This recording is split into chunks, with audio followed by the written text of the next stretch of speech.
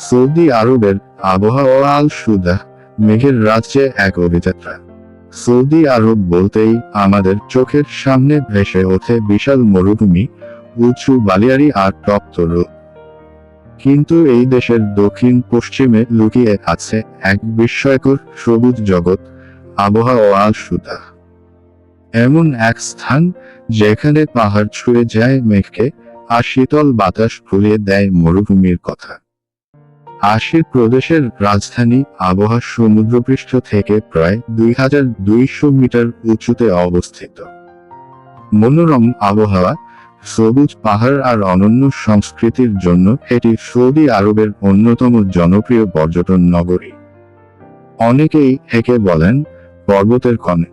গ্রীষ্মের প্রচণ্ড গরমে যখন দেশের অধিকাংশ অঞ্চল উত্তপ্ত থাকে, তখন আবহাওয়ার পাহাড়ি পরিবেশ পর্যটকদের এনে দেয় এক স্বস্তির শ্বাস।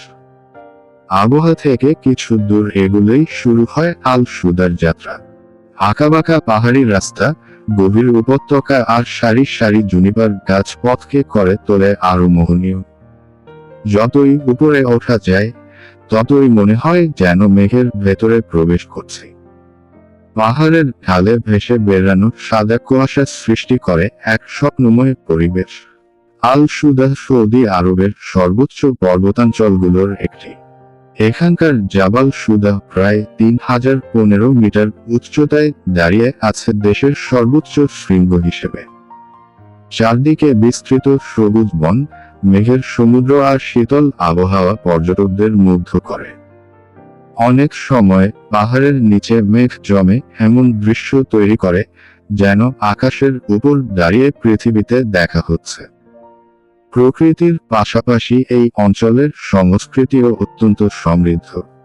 আশির অঞ্চলের মানুষ তাদের ঐতিহ্যবাহী পোশাক, লোকসঙ্গীত এবং পাহাড়ি জীবনধারার জন্য পরিচিত। শত শত বছরের পুরনো ঐতিহ্য আজও এখানে জীবন্ত হয়ে আছে। সৌদি আরবের ভিশন 2030 পরিকল্পনার অংশ হিসেবে আল সুদাহকে আন্তর্জাতিক পর্যটন গন্তব্য হিসেবে গড়ে তোলা হচ্ছে।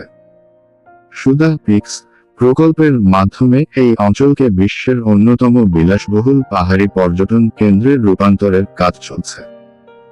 আবহাওয়া আল সুদাহ শুধু একটি পর্যটন কেন্দ্র নয়, এটি সৌদি আরবের এক ভিন্ন রূপ।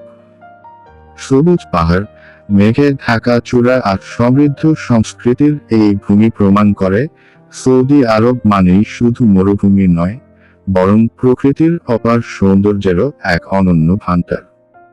মেঘের রাজ্যে স্বাগতম, স্বাগতম আবহাওয়া আল সুদাহতে।